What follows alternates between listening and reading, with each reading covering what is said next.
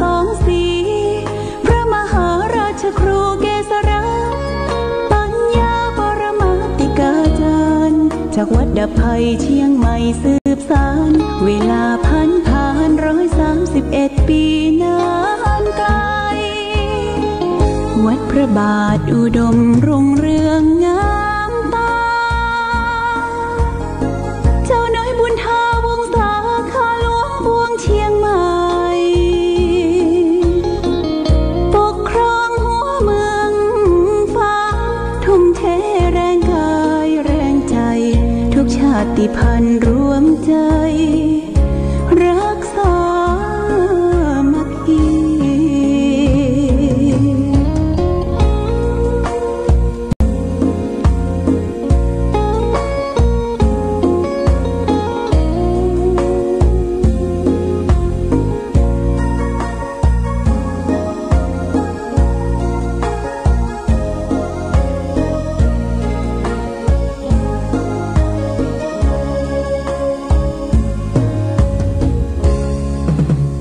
เป็นวัดร้างโบราณ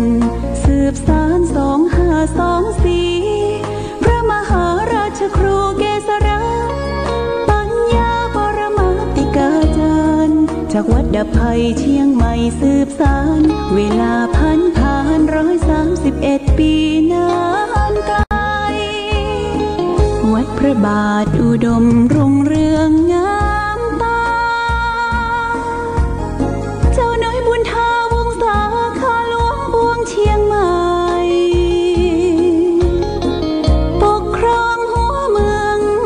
ฟ้าทุ่มเทแรงกายแรงใจทุกชาติพันธุ์รวมใจรักษามัคคี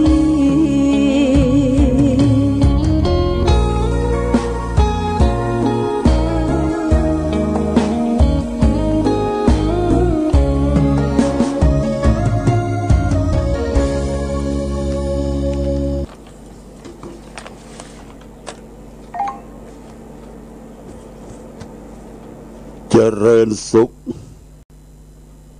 ศรัทธาสาธุชน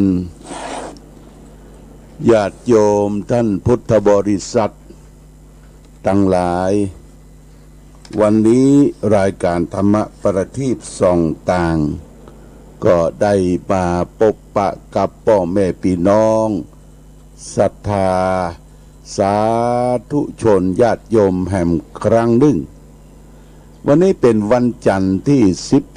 12เดือนเมษายนพุทธศักราช2564ซึ่งตรงกับเดือน8เหนือเดือน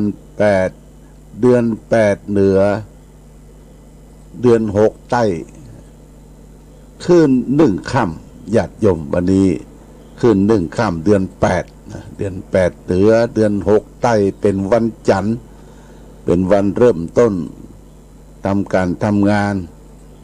ดูเหมือนว่าในช่วงเทศกาลนี่เพิ่นก็จะหยุดยาว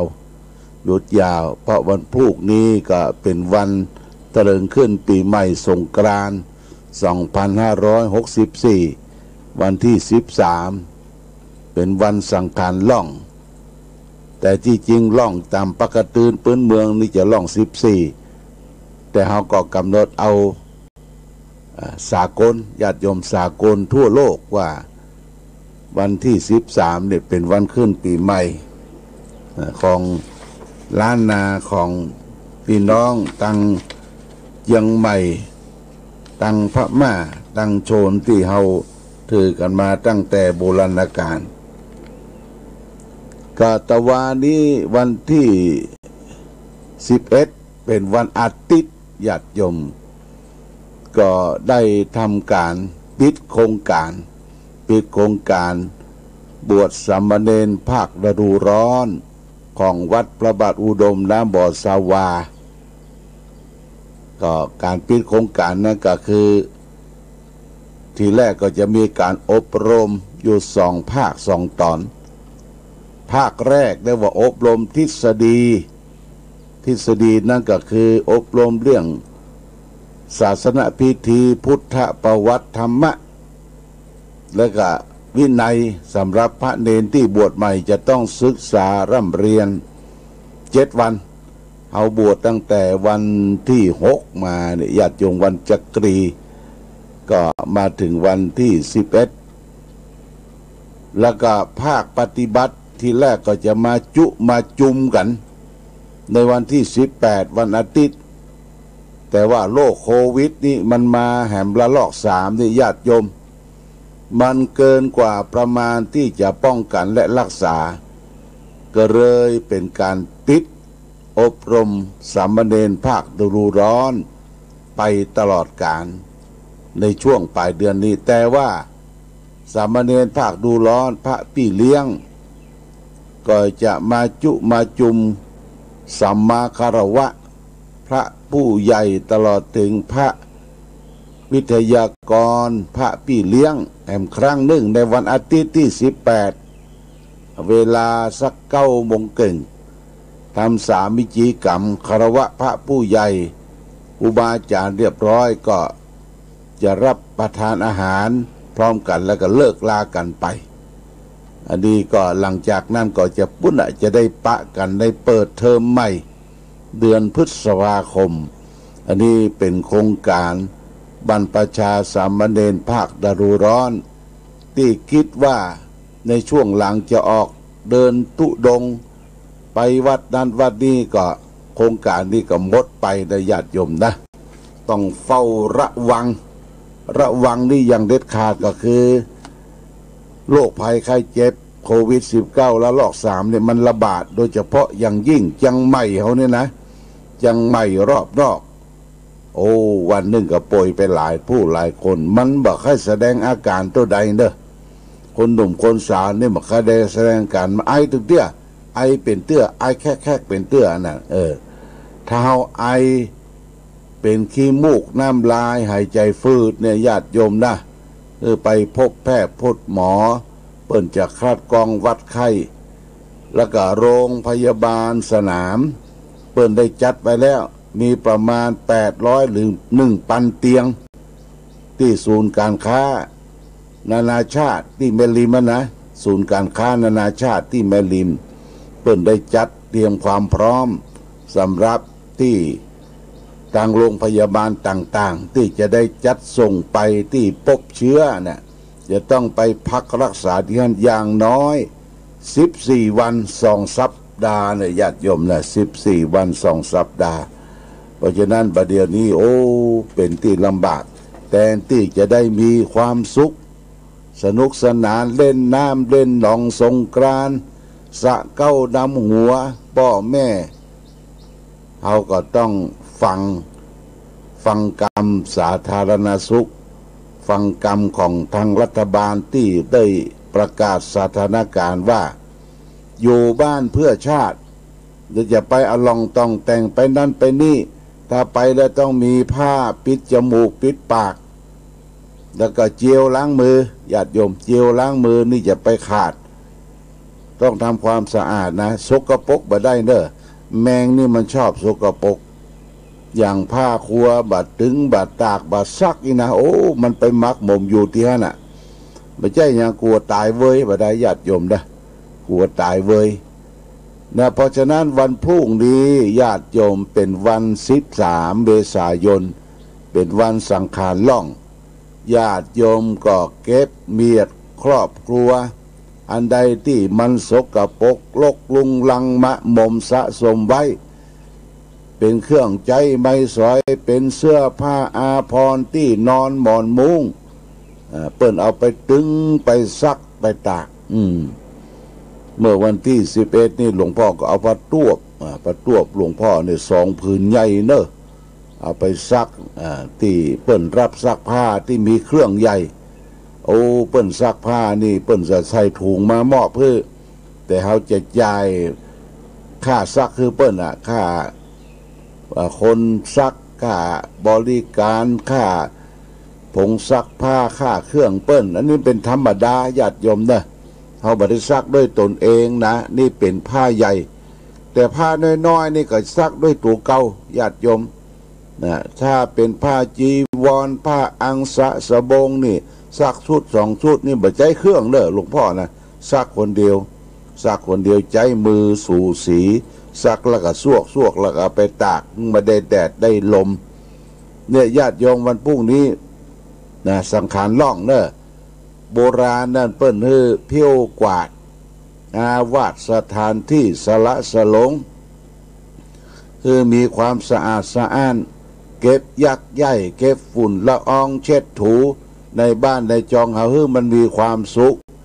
บ้านคือวิมานของเรานะบ้านคือวิมานของเราฮือบ้านเรามีความสุข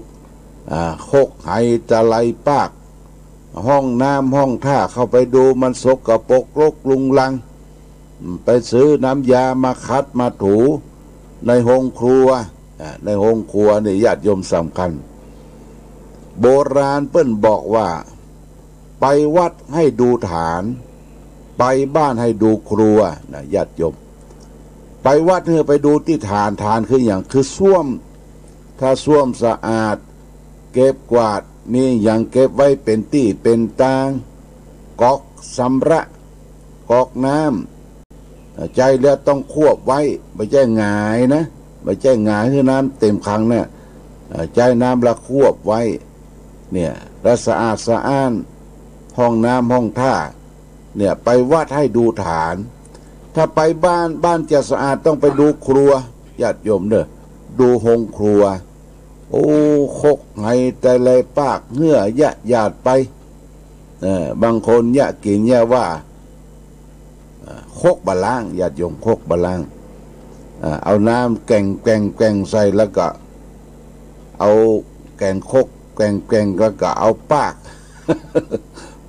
ตักอันน้ำแกงน่ะใส่อันน้ำกำใส่หม้อแกง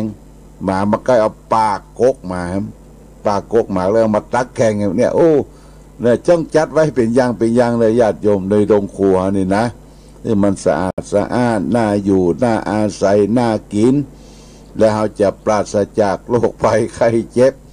นาต่างๆให้สะอาดไว้ก่อนเล็บตีนเล็บมือแปรงฟัน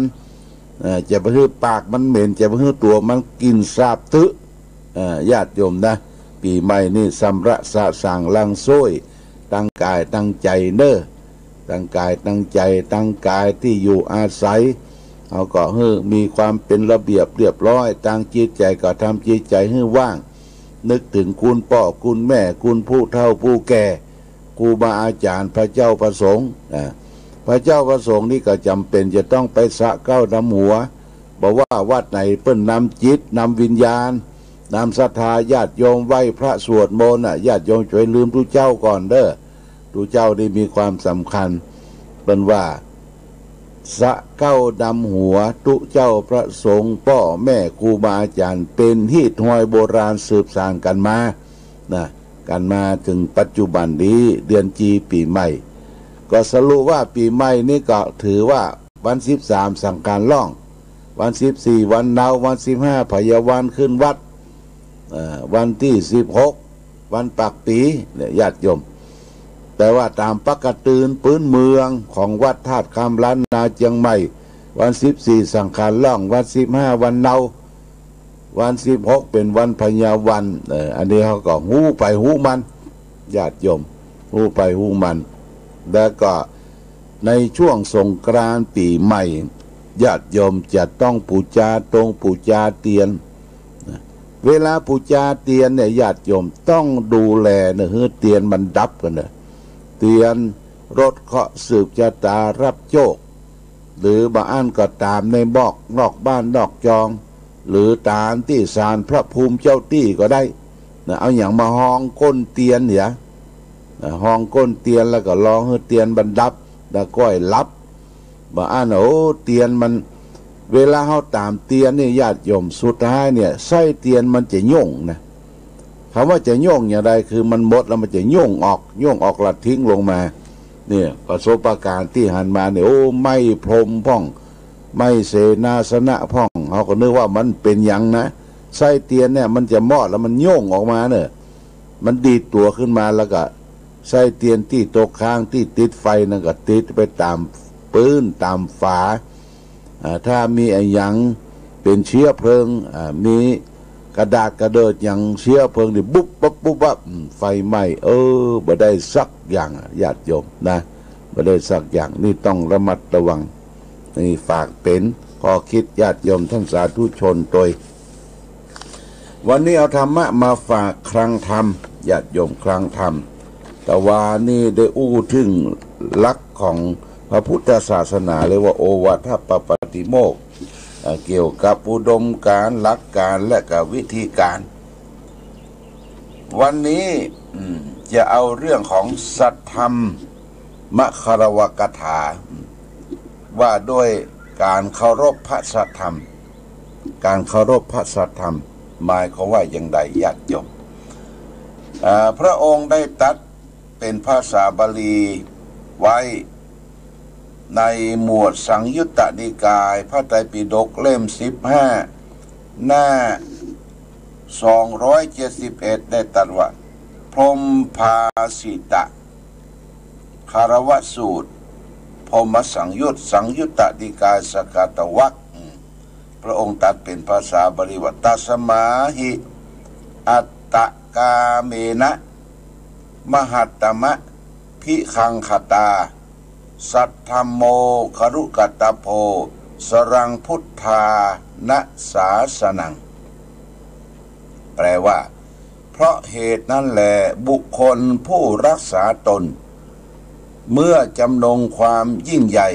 ก็พึงระลึกถึงคำสอนของพระพุทธเจ้าทั้งหลายทำความเคารพพระสัทธรรมนั่นเถิดนี่เปิ้นกับแปลได้ใจความขยายความออกมาว่าบุคคลบุคคลคือตัวตนของถ้าจะรักษาตนนะรักษาตนตัวเนี่ยเมื่อจำนงความยิ่งใหญ่ของตนเองละพึงระลึกถึงคำสอนของพระพุทธเจ้าทั้งหลายและความเคารพพระสัทธรรมนั่นเถิดเนี่ยเราจะต้องระลึกถึงคำสอนขององค์พระสัมมาสัมพุทธเจ้าอย่างพระสมณโคดมของเราที่พระองค์ได้ตรัสได้สอนเป็นโอวาทธรรมหลักใหญ่ว่าสัพพะปาปัสสะอาการนังการไม่กระทำบาปทั้งปวงกุศลสูปสัมปทาการทำกุศลคือคุณงามความดีให้ถึงพร้อมสจิตตะประโยชน์ปนังมันชำระจิตใจของตนเองให้ขาวให้สะอาดเอตังพุทธานาสาสนังนี่คำสั่งสอนของพระพุทธเจ้าทั้งหลายเนี่ยบัณฑิตท่านผู้รู้ที่จะรักษาตนให้เกิดความยิ่งใหญ่จะต้องมีพระสัทธรรมมีคุณธรรมไว้ในจิตใจถ้าขาดหลักธรรมเมื่อใดยุ่งเดือดร้อนญาติโยมเป็นผู้นำบ่ได้เด้อขาดหลักธรรมเนี่ยเป็นผู้นำบ่ได้บ่มีความนักบ่มีความแน่นเป็นละเหี่ยวเปียวฟูนะญาติโยมเพราะฉะนั้นหลักธรรมคำสอนพุทธเจ้าให้เว้นชั่วทำดีแล้วก็ทำจิตใจของตนเองให้สงบถ้าไผ่เว้นชั่วทำดีทำจิตใจของตนเองให้สงบนะคือเอาหลักของพระสัทธรรมมาพิจารณามาดำเนินชีวิตนี่ถูกต้องนะญาติโยมนะคนเฮาถ้าเกิดมาถ้าขาดคุณธรรมขาดค่าก็ดีคุณธรรมก็ดีค่าคือสิ่งที่เฮาทำกับตินกับเนื้อกรรมความคิดของอันนี้ค่านะค่าคือผลงานนะคุณธรรมคือที่เป็นผลที่ออกมาในดีเป็นค่าที่ดีคุณธรรมที่ดีเพราะฉะนั้นเราต้องมีทั้งคุณทั้งค่าบางคนมีกล้าอย่างเดียวญาติโยมเนี่ยยังก็จ้างแต่บ่มีคุณธรรมบ่มีคุณธรรมบ่มีธรรมะอยู่ในจิตใจจ้างสัพพะแต่ประพฤติปฏิบัติปฏินี่คุณธรรมขาดไปคนเราจะต้องมีทั้งคุณทั้งค่าคุณก็คือคุณธรรมประจำจิตประจำใจยกง่ายๆว่าสมมุติว่าเอาธรรมะมาประพฤติปฏิบัติเส้นความสัตย์ความซื่อเนี่ยญาติโยมความสัตย์ความซื่อความปีนผู้มีเมตตาความเป็นผู้มีขันติความอดทน เราเนี่ยมันเป็นคุณธรรมทั้งนั้นที่ประจำจิตประจำใจของเราถ้าหมดจากคุณธรรมข้าเขาจะเก่งอย่างไรก็เถอะจะเก่งคิดเก่งทำเก่งหรือเป็นคนมีเงินมีทองก่อกองขึ้นมากมากินมามดบะเสี่ยงได้ถ้าขาดคุณธรรมเพิ่งว่าเป็นโมฆะบุรุษนะญาติโยมเป็นโมฆะบุรุษเพราะฉะนั้นจะต้องมีทั้งคุณทั้งค่าคุณก็คือคุณธรรมประจำจิตประจำใจเฮาค่าคือผลของงานที่เกิดจากการทำด้วยคุณธรรมนี่ฝากเป็นหลักคิดแก่ญาติโยมท่านสาธุชนทั้งหลายมาณโอกาสนี้แต่ว่านี่ก่อนเพลก็ได้ขึ้นไปที่วัดพระธาตุศรีมหาโพธิโพธารามมีญาติโยมคือครอบครัวคุณสนันชัยเพชรดารินลิมปณะนาคทองอันนี้ครอบครัวเพิ่นอยู่กรุงเทพมาได้แฟนที่บ้านท่าฮัดบ้านท่าฮัดนี่ก็บ้านใกล้ๆตีนดอยพระธาตุศรีมหาโพธิ์พระธาตุม่อนปิ่นเพิ่นได้ตาลอันนี้ญาติโยมได้ตาลพระไตรปิฎก45เล่มแล้วก็ได้ตาลตู้พระไตรปิฎกตู้สวดพระอภิธรรมไว้บนสำนักวัดพระธาตุศรีมหาโพธิโพธารามก่อนเที่ยงแต่ว่านี่พระเจ้าประสงค์5 รูปมีอาตมาภาพเจ้าคณะตำบลป่งน้ำร้อนพระครูสถาพรธรรมพิสิทธิ์หลวงพ่ออ้วนและก็ตู้เจ้าหำ2 ตนรับทายทานและก็ฉันเพลที่บนเนี่ยตู้พระไตรปิฎกเนี่ยจะอยู่ที่นั่นตลอดแล้วก็พร้อมโดยพระไตรปิฎก45 เล่มเพื่อให้พระภิกษุสงฆ์ได้ศึกษาร่ำเรียนหลักพระธรรมปิฎกทั้ง3ขององค์สมเด็จพระสัมมาสัมพุทธเจ้ามีพระวินัยพระสูตรและก็พระอภิธรรมแปลว่าไตรปิฎกปิฎกะทั้ง3เนี่ยญาติโยมนะนี่เป็นสิ่งที่น่าอนุโมทนากับคุณโยมสนั่นชัยและก็คุณโยมเพชรดารินลิมปณะนาคทองนะอันนี้เป็นก็มาได้แฟนที่บ้านท่าฮัดนั่นก็เป็นครอบครัวได้ขึ้นไปตาลพระไตรปิฎกและก็ตู้พระไตรปิฎกพร้อมกันนั้นอาตมาก็บอกว่าทางวัดเฮานี่ก็ต้องการทรายเนอะที่วัดพระธาตุศรีมหาโพธิ์เนี่ยต้องการทรายสัก2 ลำเอามาตาลถวายองค์พระพุทธดิธานุภาพตาลทรายนี่มันหนักมันแน่นมันเป็นนักเหมือนกับเม็ดหินเม็ดทรายนับบะเสี่ยงได้บุญหลายก็บอกคือญาติโยมคุณสนานเพชรคุณเพชรดารินพร้อมโดยครอบครัวลูกหลานญาติมิตรก็ได้ตาลปัจจัยเป็นกองทุนไว้ค่าทรายเนี่ย2,500 บาทนะญาติโยมนะแต่มันบักกุ้มดีนะญาติโยมฝากไปตั้งพี่น้องหัวฝายเวียงหวายหรือพี่น้องศรัทธาทั่วไปภายแค่ตาลทรายปีใหม่เพื่อนจะสั่งไปโดยมอบหมายให้คุณประพันธ์นานประพันธ์สมมอยเจ้าหน้าที่ดูแลองค์พระธาตุเป็นนักการดูแลองค์พระธาตุเนี่ยจะได้สร้างทรายขึ้นไป2 ลำทรายดูเหมือนจะลำละ 1,800 บาทหรือ 2,000 เนี่ยนะขึ้นไปบนดอย2 ลำกับกะประมาณ 4,000 มีเงินทุนอยู่แล้ว 2,500 เนี่ยภายแค่หอมไปที่บ้านแม่คำเกื้อการุณวงศ์นะแม่คำเกื้อการุณวงศ์บ้านหัวฝายอันนี้เป็นผู้นำญาติโยมขึ้นไปปฏิบัติปัดโปดูแลตุเจ้าพระสงฆ์ดูแลเรื่องดอกไม้ธูปเทียนอาคารสถานที่องค์พระใหญ่ใครจะให้หอมทรายก็หรือจะแจ้งจำนงประสงค์มาที่อาตมาภาพก็ได้นี่เป็นทรายที่จะถวายองค์พระพุทธฤทธานุภาพพระเจ้าไหวพระธาตุม่อนปิ่นเนอะพระธาตุม่อนปิ่นเดิมเบิร์ดก็จะได้ปิกไปนอนหลังจากที่บวชภาคฤดูร้อนบวกลูกแก้ว สั่งลองที่วัดพระธาตุเฉลิมพระเกียรติและอย่าปิกแปมกรรมเอาสังขารล่องที่บนพระธาตุปุ่นโมทนาสาธุเนอเจ้าภาพครูคุณสนันชัยเพชรดารินริมปณะนาคทองพร้อมโดยครอบครัวลูกหลานเป็นกองทุนละ 2,500 บาทจะสร้างขึ้นไป2 ลำและพร้อมกันนั้นต้องขออนุโมทนากับญาติโยมที่ได้ตาลทรายที่วัดพระบาทอุดมเนอลากมาเป็นลำแล้ว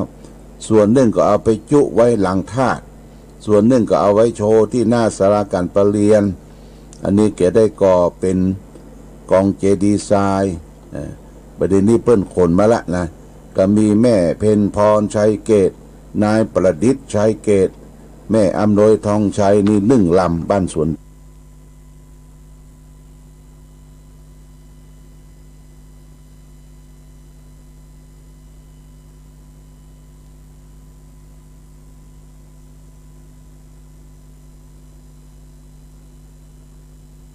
ธงชาติและเพลงชาติไทยเป็นสัญลักษณ์ของความเป็นไทย